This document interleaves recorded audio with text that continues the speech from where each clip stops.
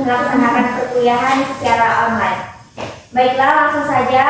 Di sini kami akan mempresentasikan hasil makam kami yang berjudul Memahami Strategi Mitigasi. Yang dalam hal ini pertama akan dibacakan oleh teman saya Uni. Pada Uni, silakan.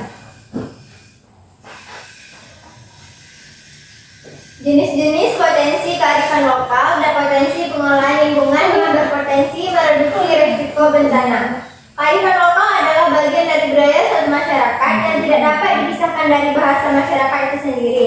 Berikut adalah beberapa jenis potensi kearifan lokal yang umum ditemukan: pertanian dan pengolahan lahan, pengobatan tradisional, arsitektur dan tata ruang, adat dan ritual, pengolahan sumber daya alam.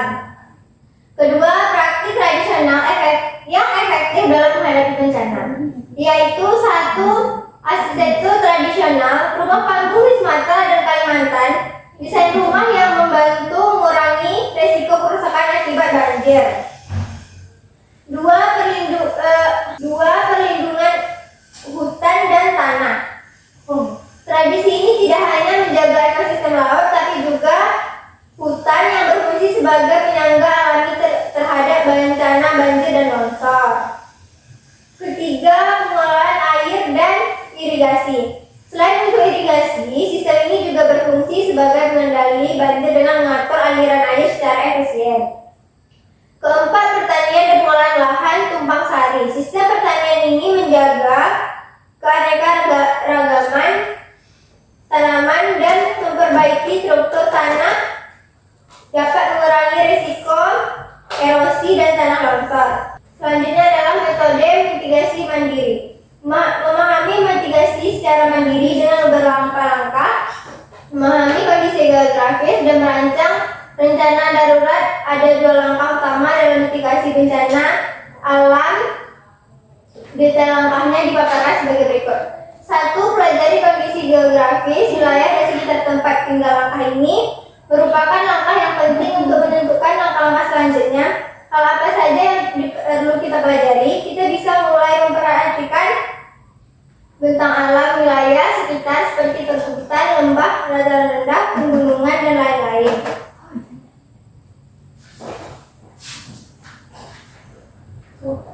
Kemudian yang kedua ada merancang rencana darurat bencana alam.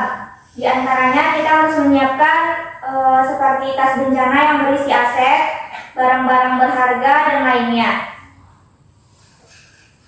Selain itu juga hingga saat ini belum ada orang yang dapat memastikan kapan bencana itu benar-benar terjadi. Mungkin hanya saja kita mendapat peringatan dari BMKG untuk lebih waspada terhadap bencana-bencana yang terjadi. Selanjutnya ada memahami teori dan konsep resiliensi dalam konteks kawasan wilayah atau kota ini. Kita diperuntukkan untuk bertahan dan pulih dari gangguan bencana alam yang sudah terjadi. Konsep ini melibatkan faktor infrastruktur dan juga perencanaan tata ruang yang cerdas. Teori resiliensi kawasan juga sering mencakup upaya untuk meningkatkan ketahanan ekonomi, lingkungan, dan sosial masyarakat di wilayah tersebut. Macam-macam dari resiliensi, ada resiliensi ekonomi, lingkungan, sosial, infrastruktur, institusional, dan komunikasi.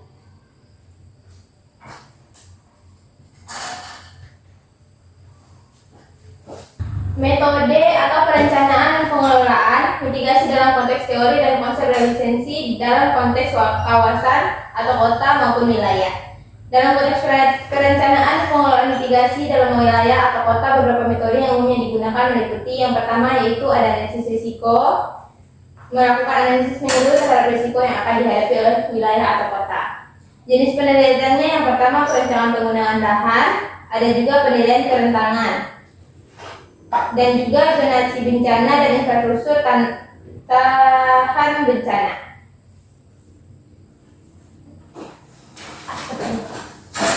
Itulah dia pemaparan materi dari kami. Kepada teman-teman yang ingin bertanya, disilakan.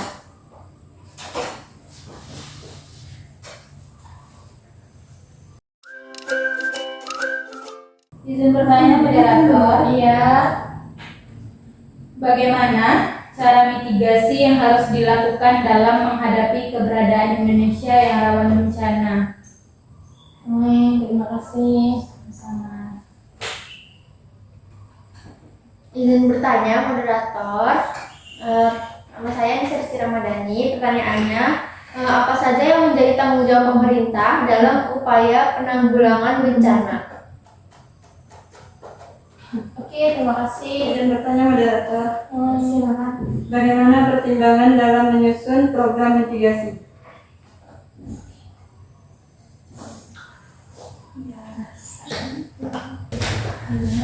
Baiklah, di sini saya akan menjawab pertanyaan dari Lesti. Bagaimana cara mitigasi yang harus dilakukan dalam menghadapi keberadaan Indonesia yang rawan bencana?